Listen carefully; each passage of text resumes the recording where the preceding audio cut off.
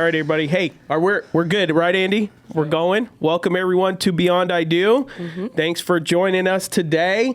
We are running a part 2 to our part 1. I don't even know what the team hasn't titled it yet, so it's something like questions before kids. Questions before kids, raising your kids, that kind of thing.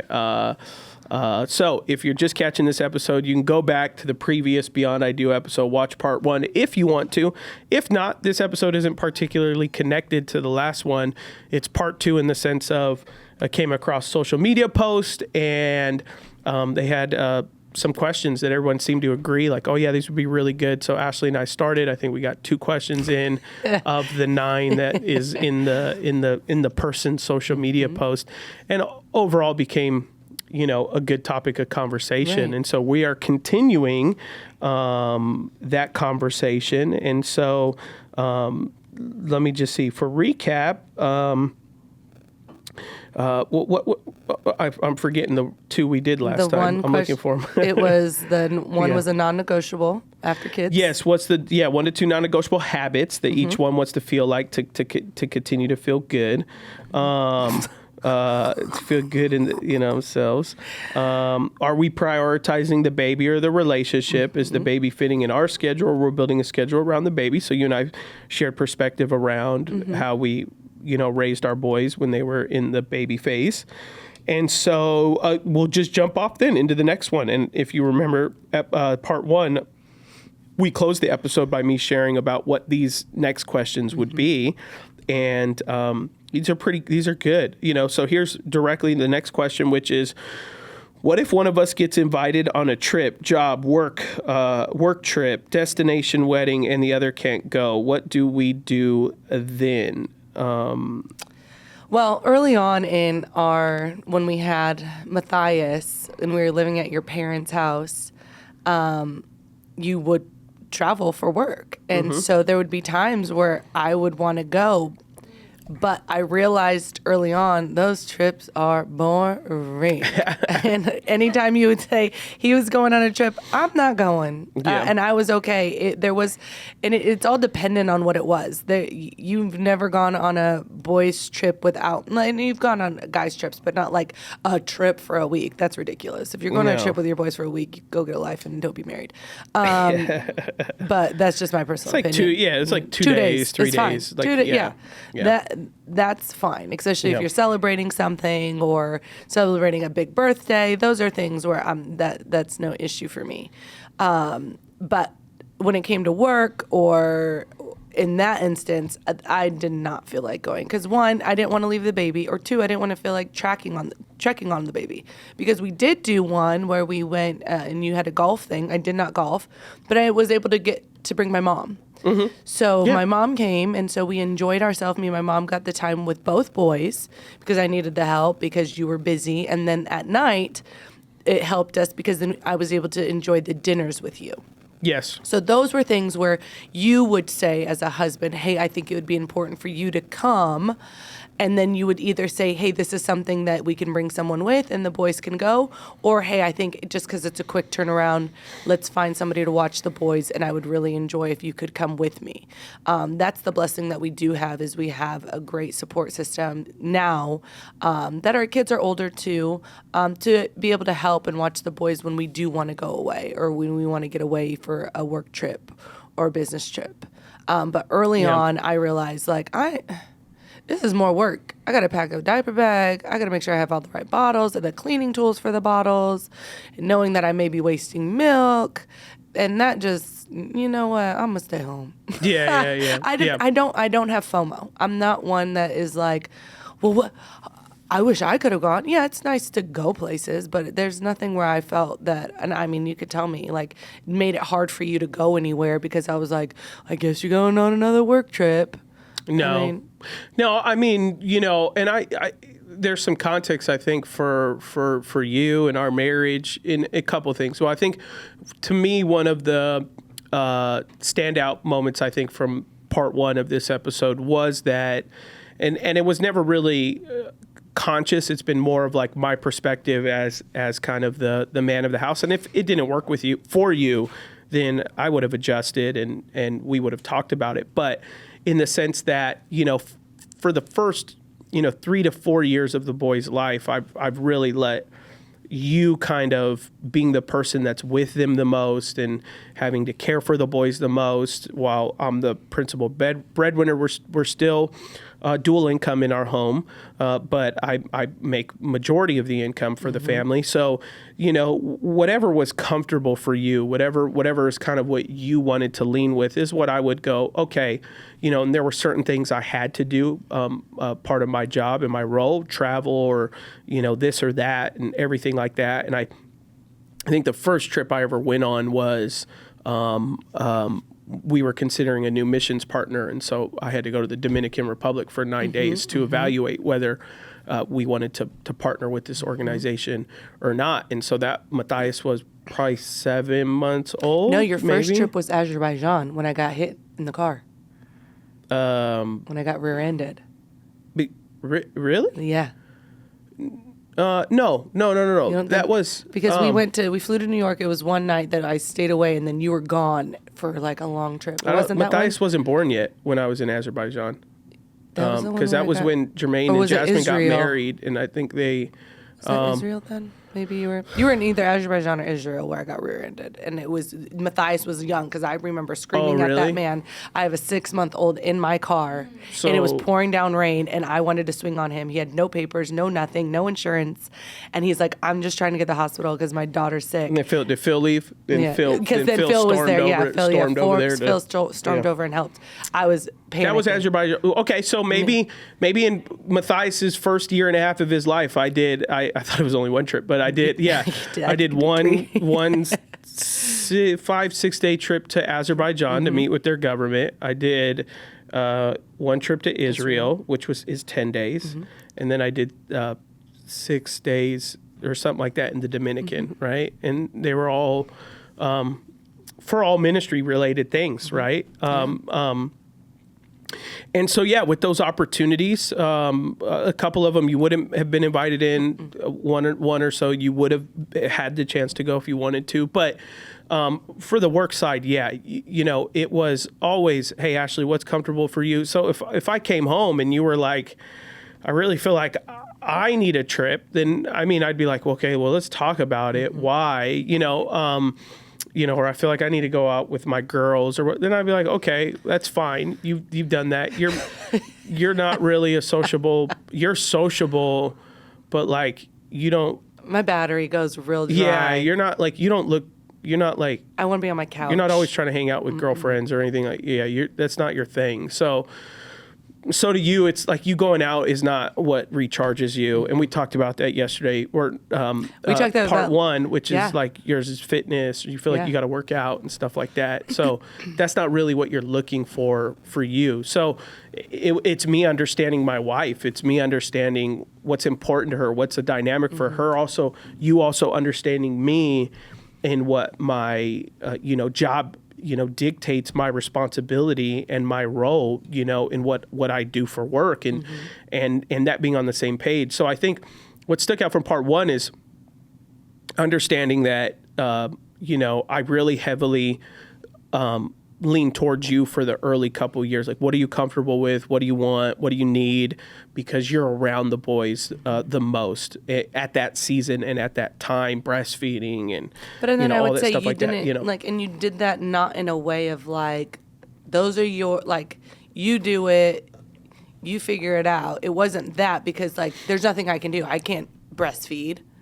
It's not like I couldn't change a diaper. I couldn't do anything, but you did it in a respectful way because I was like, can you just get out the way?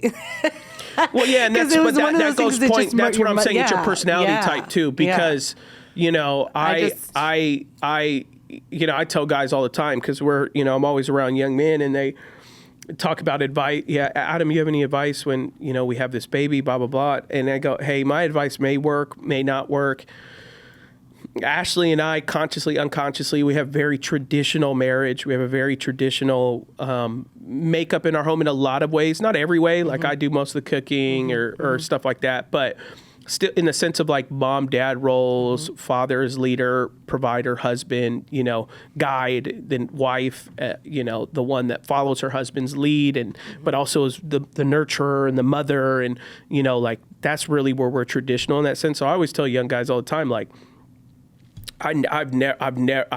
maybe I've given one of our sons 2 bottles in his life. Like Ashlee never.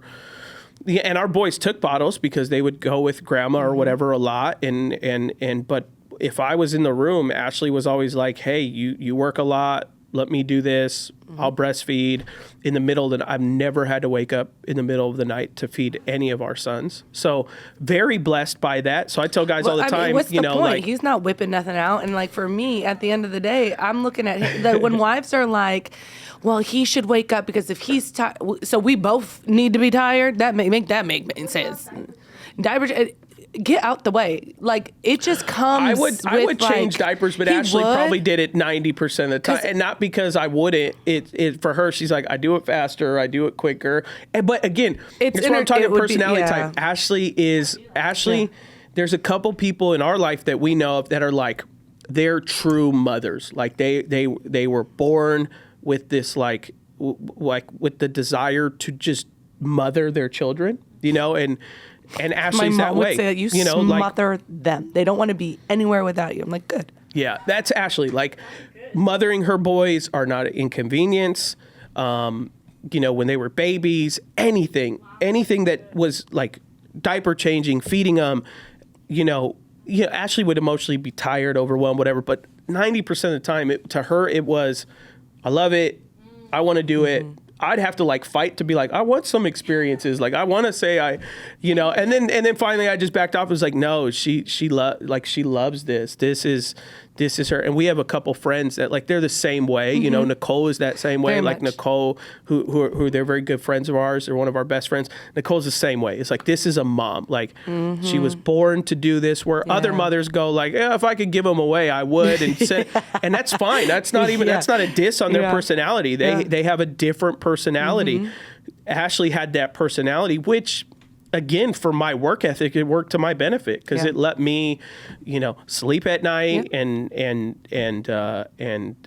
wake up and go to work and everything like that. And so I wasn't on 2 hours. I never, our boys would sleep and Ashlee would never wake. I'd wake up fully recharged, go to work.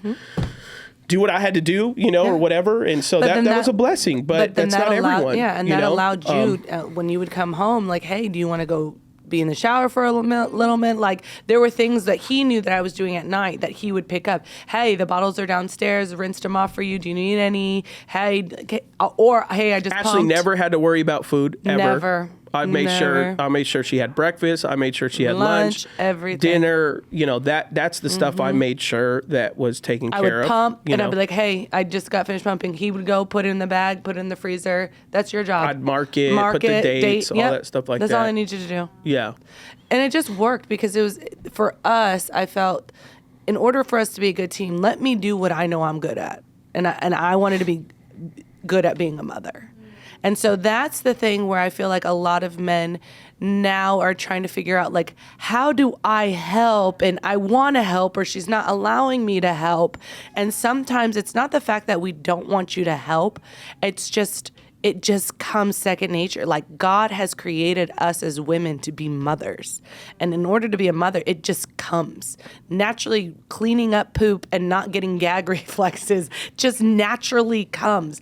It would be my pure enjoyment with him whenever there was a blowout. You want to do this? And he's like, whoa, whoa, whoa. Or I'd be like, or the baby would be in the carrier and poop is running down and he's like, oh my God. Like, it's pure enjoyment. I'd be like, I'll Venmo you $20 to not have to do it. I'd pay her sometimes. You would totally do that. I'd be like, I'll pay you $20 right now. What would it take? We've even done that now. We've done that. Well, I mean, it just... When you're on a team and you're on the team that you love, like Adam and I, this is so far left, but I think it was just such a pure, because I could have totally done it one way or the other. The other day we walked in, we were hanging out with our friends, and we had left Rooster at home. And Rooster had been gone with I always say, where is he at? The Marines? I always say He's with it's every, like the company who watches him. Well, he had a blowout. The dog had a blowout. Rooster had a blowout in the cage. Yeah, because what we suppose is at this training place he goes to, he probably somehow got into a dog's kennel and ate their food. Which dogs can't mix food or else it doesn't sit. So he had like crazy diarrhea, and we were gone, and we so come in his cage in the house, and I'm like crying, and Adam, he pooped, and he's like, no. So immediately all the time. And I think if the day, I forget the actual day, but this has gone all day. I was at work all day. We were gone all day. Rooster was here. And I was ready for bed. And he was preaching, and we were just, baptisms. It was baptism weekend. Baptism weekend, yeah. yes. So baptized 700 people. 700 people, baptized America. So then we come home, and I have the decision to make as a wife. Because every time I always be joking around, that's your dog. I ain't doing nothing with that dog. Whatever happens with that dog. And majority of the time I do. But in that moment, I was like, my husband, I'm like, you know what? We have to tackle this like it's a kid. A kid makes a mistake. You take one parent handles the kid, the other parent handles the mess. And that, without question, I was like, hey, grab Rooster, take Rooster. Mind you, then I'm getting bleach, I'm getting Pine Sol, all of it in there. And he's like, did he throw up? I said, no, that's the Pine Sol and the bleach, like marinating the poop. So then, without questions asked, and then we come back and he was like, hey, thanks for your help.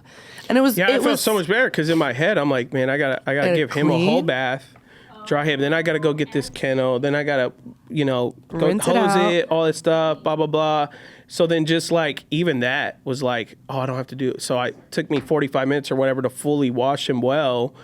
And then come in, and in my head, I'm like, okay, another 40 minutes of cleaning, but all while I was outside, really, so I didn't really see what she was doing. So I come in, and then Ashlee cleaned his whole kennel, and then she literally just put the trash bag outside for me to throw it away. But I was like, oh my goodness, like thank God, like that. I just, in my head, I'm like, here's an hour and a half when I just want to go to bed, But that's what you do with children, too, in that sense. And it's, dividing and conquering to the degree that is restful for both, right? Like I could have helped feed the boys or whatever, but to you were like, it's not really an inconvenience. I'm good with it. Like it doesn't bother me. But again, that's where it comes down to like personality type. So for you, it's not. You're not like, I got to get out the house. I got to get away from these boys. Mm-mm. It's your mother, your boys. Come on. Yeah, you want them with you. Times I have watched them. You're like, I miss you guys. I'm like, it's been 30 minutes. What do you know? Right. But that's your personality. So everybody's personality is different. So the point I'm trying to make is, I've tried and you've tried to adapt towards each other's strengths and personality. And if for some reason you wanted me to do my part and feed the boys a bottle or whatever, I'm going to do that. If you wanted to go away 2-3 days for a thing, then okay, like we'll handle that and we'll make sure that everything is taken care of. So let's go to the next question. Okay. All right. Next question is no, I don't want to update my software. Thank you so much. All right. How do we, remember this is the question of the person who's going to have a child. Yep. So how do we want to handle advice from our families, especially when it contradicts what we're choosing? So we could talk about how we've done that over the years. Yeah. How do you handle the in-laws, their opinions, which obviously they have them. Yeah. And at times, many a times, they contradict. Let me say this. I'll give I can't remember if I shared it on the podcast. Do you know, did I share a recent story on the podcast about my mother-in-law, my nephew, and my house? Yeah, with the popsicles. With the popsicles. I did? Yeah, with the popsicles. Okay. So...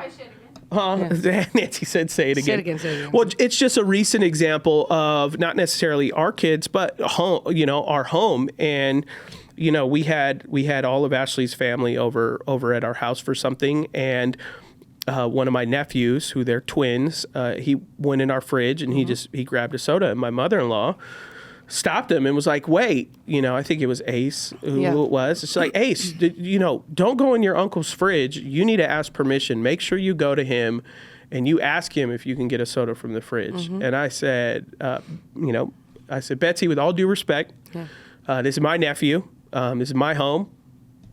nephew, you can go in my fridge whenever you want. Nothing I own.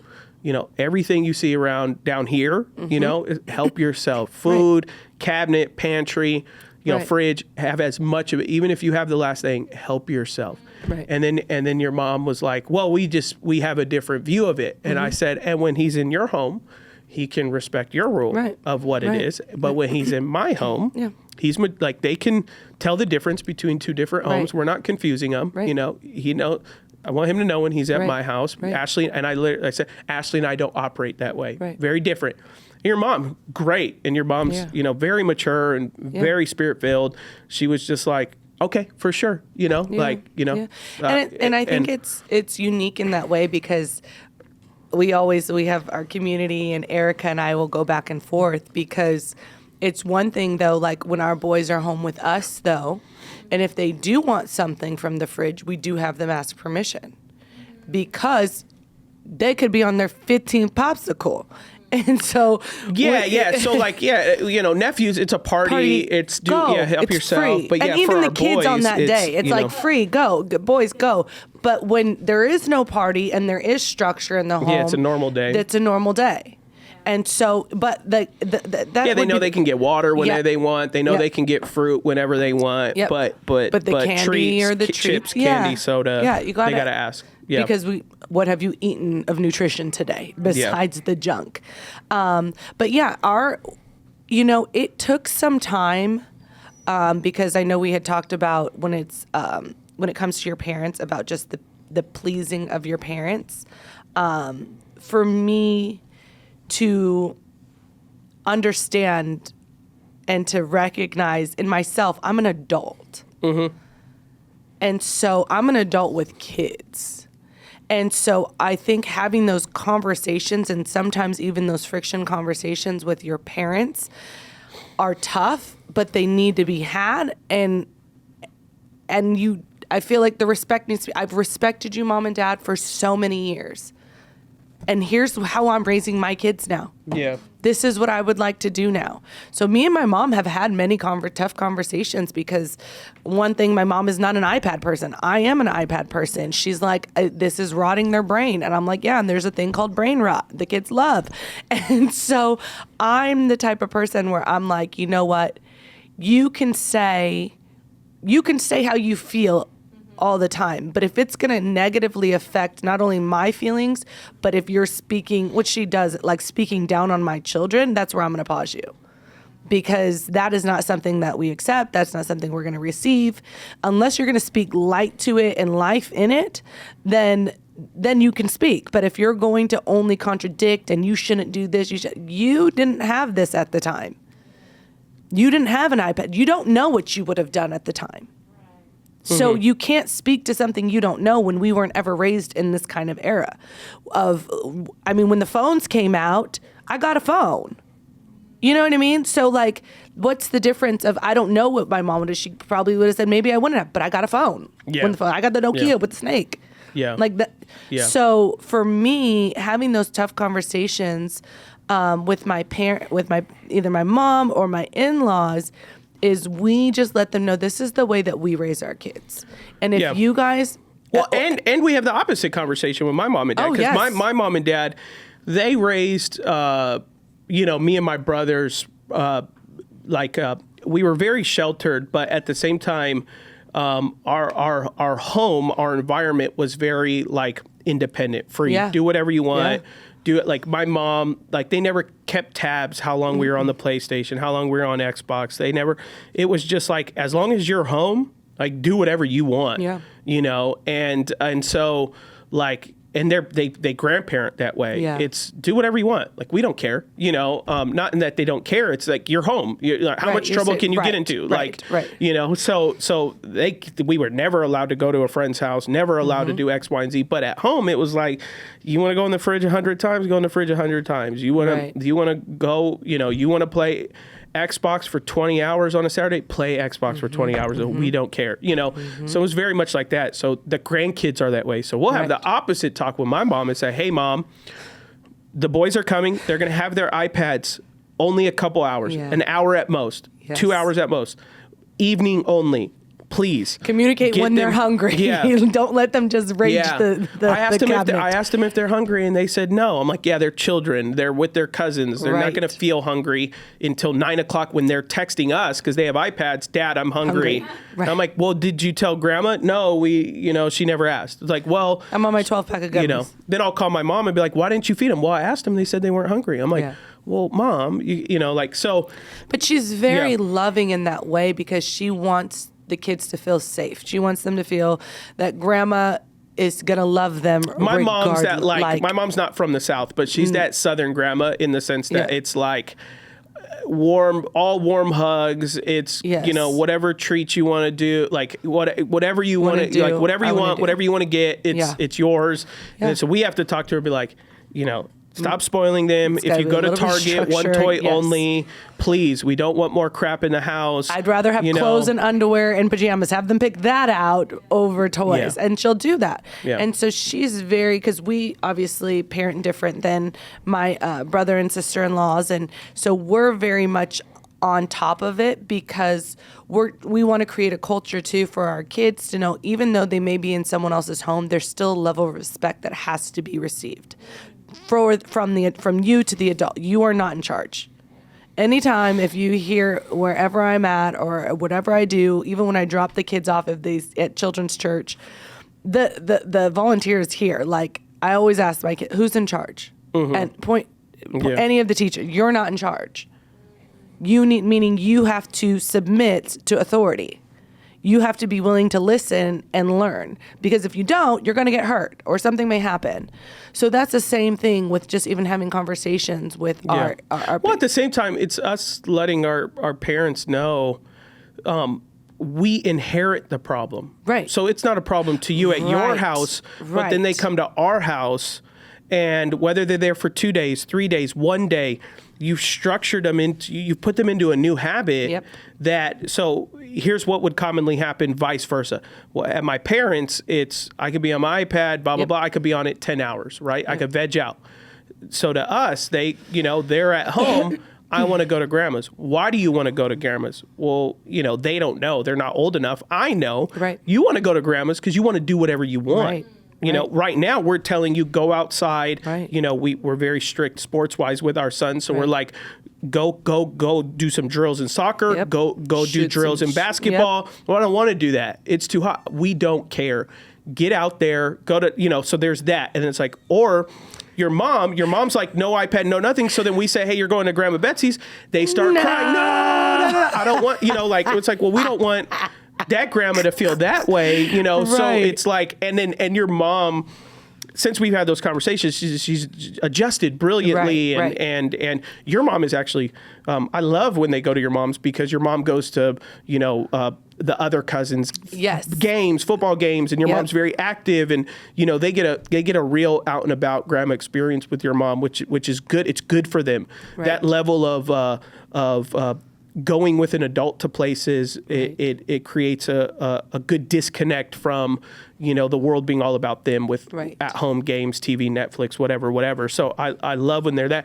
But for a while, it's like you had to talk to your mom and be like, hey, so we told Thomas, and you said this before on the podcast, we told Thomas, remember when you go to Grandma Betsy's, you can't be on your iPad. And then he goes, well, if I can't be on my iPad, then she can't be on her phone all night, and I called her right away and told her that. Yeah. Just so you know, these kids is watching. Yeah. Because Thomas is like, fair. Yeah. But how can why do I have to be bored?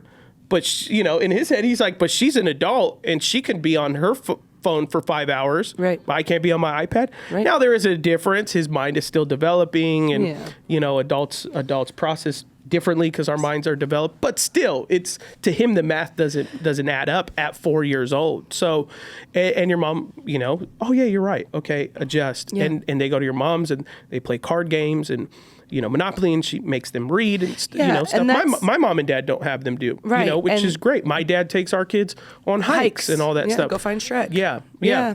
But that's one thing that has helped is when you as a couple can agree on how you want your kids raised and having that healthy conversations with in-laws of this is what we're trying to accomplish with our kids. This is what we want. This is how we want them to be raised. This is what the characteristics. This is how we want them to treat people. Once you both can agree on the way that you and you're starting to exemplify that, and you can show that to your parents or my mom, it begins to click. And now, like, your mom is doing more because she knows, hey, this is what we desire for our kids as well. Yeah. We want them to be more active. We want them to be out and about.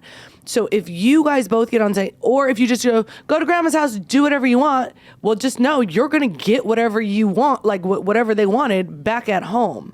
So understand, like, just because you're in someone else, I would say, just because you're going to, yes, they can have fun. Yes, there's a little bit more leniency. Yeah, there's no pow-pows or whatever at some places. Understand, like, you have to come to an agreement on how you're going to have these conversations on the way that you want your kids raised. It's not like beating them down. Well, you didn't do this, and they have to do X, Y, and Z, and it's on a timer. And Adam and I are not like that. Yeah. Because then that's well, then exhausting. I shouldn't be asking my parents to do that. They're not responsible for raising our kids. Exactly. You know, that's not. Neither of your parents would I ever put the responsibility that they need to raise our kids, and they need to. You know, now if they're going to come alongside and say, we want to help you develop them because you guys have both jobs, okay, then we need you to partner with us in their development. But if it's, hey, we're grandma and grandpa, we're helping y'all out, then it's okay. Even with the boys, we were like, hey, when you go to grandma's, if she don't let you on the iPad, I don't care. That's her house, her rules. Like, you got to obey grandma, and we can talk to grandma behind the scenes, but that's still her house. That's still her rules, and she's helping us out, you know, and that's that. And I think the last thing I'll say, and then we'll move on for probably maybe the last question, is like, say Ashlee asks my mom or dad something, you know, if my mom were to talk to me and be like, well, Ashlee wants us to, that's my marriage, that's my wife. I need to double down and be like, yes, that's what me, and even if I'm hearing it for the first time, that is what me and Ashlee are asking of you guys. It's not, well, you know, Ashlee, she's crazy. You know how she is with these kids. You know, and then all of a sudden I'm pivoting my parents against my wife. Yep. Or if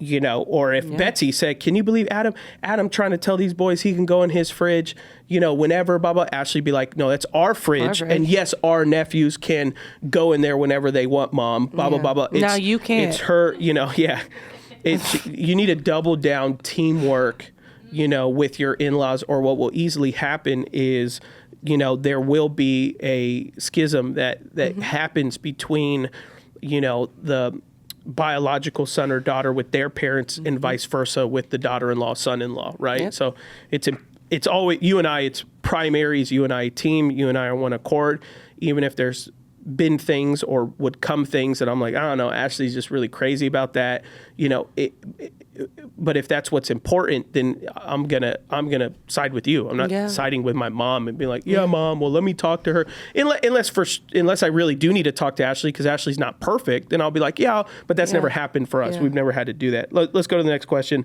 What is off limits in front of our kids? Yelling, fighting, passive aggressiveness, scorekeeping. I mean, I guess I don't know, all of the above. Right. We're not perfect. Right. You and I do argue in front of our kids at times, but and then they make a joke of it. Yeah. Oh yeah. We argue. What do we say? It wasn't arguing. You and I were going back and forth. What did I tell you? Was it last night?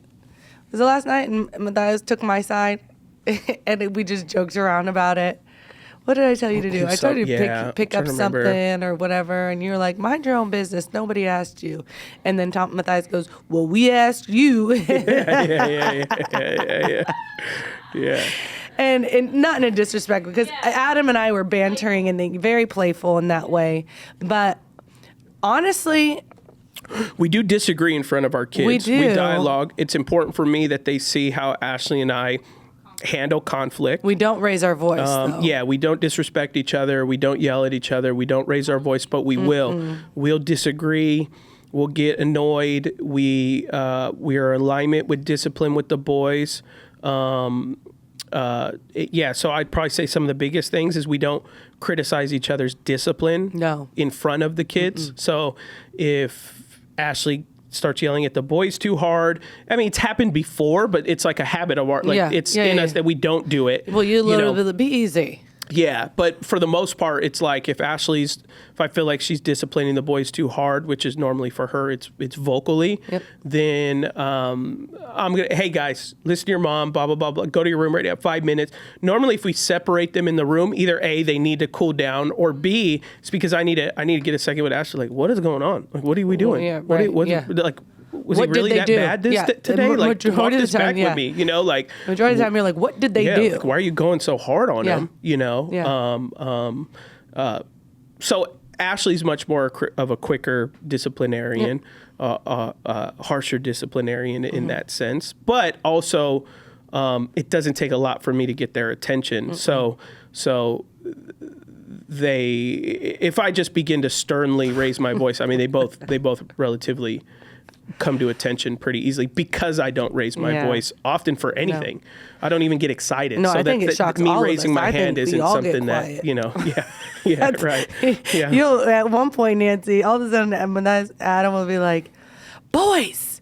And I'll be like, listen to your mom right now. I'll be like, am I in trouble too? Did I? Wait, hold on. You said boys. You didn't say boys and Ashlee. Yeah. Hold up. Because it's it doesn't happen often. But like something inside me like giggles because he doesn't. So like when I see it on the other, because it doesn't take much, but when he does it, I'm like, because me, it's every other second. And he's like, oh, God, here we go again. But for him. Well, yeah. And then I try to tell Ashlee, if everything's a 10, when are they ever going to know? Like, but then I what's can't serious, giggle what's or not, too. So I'm yeah. But I would say, we don't have this strict, like my parents were like, never disagree with each other in front of us, never argue in front of us. And so I grew up like, they never really, to me, on my side of childhood, never communicated. Right, you know, right. If it wasn't just talking about life or the weather or whatever, they weren't really, I mean, they were talking, but like there wasn't, I didn't really see their affection. I didn't really see, I didn't see them disagree or because they had a rule. We never argue in front of the kids. And so like, I get married and I'm just like, oh, I've never really seen. So what am I doing? What are we doing? You know, and then I talk to my dad. Oh yeah, me and your mom, we would fight and argue all the time. But it would be when you guys go to bed behind the door and we would bottle up and I'm like, well, if that worked for you guys, great. But now I don't know how to communicate. You know, I got to learn that for the first time. And so then you and I, it's... Well, and we learned that prior to kids, which was great because I would always be the one that shut down because I always felt like I couldn't articulate what I wanted to say. Yeah. And so in any conversation as far as of disagreement between the two of us, I couldn't put to words, so I would just shut down because I knew Adam could just communicate very well. And that wasn't my strong suit. And so then it got to a point where I would tell him, like, hey, I feel dumb when I talk to you or when we have disagreements because I am not quick to come back with what I have to say or I have to process it a little bit longer. And he was like, well, it doesn't help that you just shut down because then you shut me out and then you harbor it.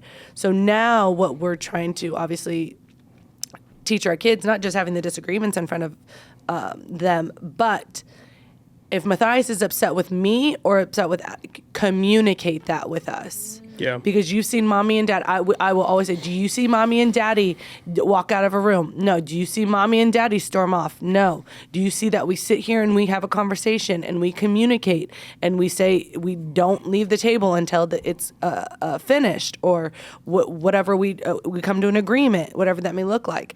And they're like, yeah. I'm saying, so Matthias, please share why you're upset. Yeah. My Labubu's fake. Yeah. Thank you. Yeah. Well, and I'll land the plane with this, but we've seen, too many times that, kids will model what has been shown to them, not what's been said to them. Mm-hmm. And so a lot of times you and I will sit down with couples or something, and we'll talk to kids or whatever, and we'll say, like, here's what's important for you and I at home. Like, Adam and Ashlee, we'll be at home. You and I, we apologize to each other. Mm-hmm. You and I say please to each other. Mm-hmm. We thank each other. We show affection towards each other. But the same politeness that we're trying to raise our boys, you and I model it to each other, and we model it downward to our sons. I please and thank you, Matthias and Thomas. We apologize to Matthias. I'm sorry, raised my voice. I'm sorry I got upset, this or that or whatever. And what we see all the time is like parents are telling their kids to do something that they're not doing at home. So they've never told their wife, please. Hey, take the trash out.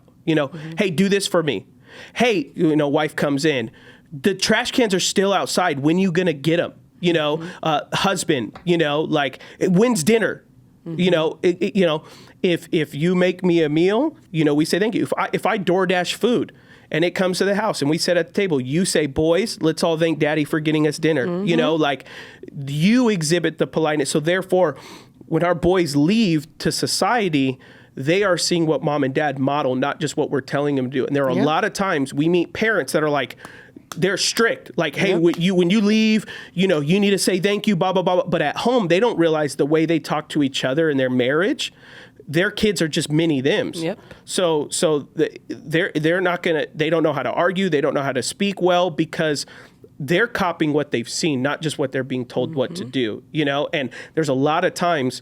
And I know a lot of people, and then they'll tell me something's frustrating about their son or their daughter, and I'll be like, hey, man, all due respect, they sound just like you. Right. Like, I've heard you talk to your wife. Right. Like, that's how you talk to your wife. I've heard you talk to your husband. That's how you talk to your husband. Yeah. So, like, they're you. You can't get mad at yourself. Right. Like that, you're looking in a mirror. So if it bothers you, the way they're talking, then imagine on the other end how it hears coming from you. So I think of what has become really important for you is, hey, can you please, hey, you forgot to take out the trash or pull in the trash. Can you please do it when you get a chance? Hey, thank you so much for taking the trash out. Hey, thank you so much for dinner.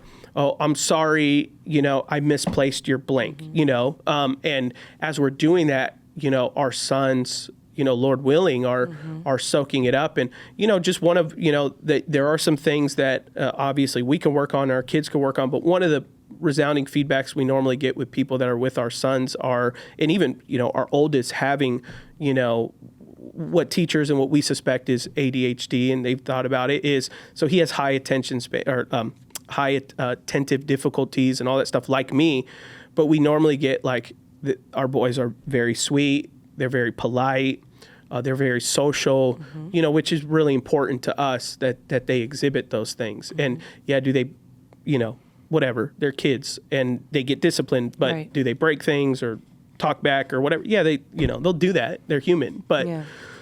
But what makes us proud is people go, hey, of all the kids in the class, your son is like so emotionally aware of like when another kid is upset or whatever, and that's what we try to teach at home is emotional awareness. Yeah. Do you see mommy? Like, you see how you made her feel? Right. Like, you need to go address that right now, son. We make them look each other in the eyes. Hey, instead of so when the boys argue or fight and Tom. Oh, go ahead, Thomas. Sorry, Thomas will hit him in the face.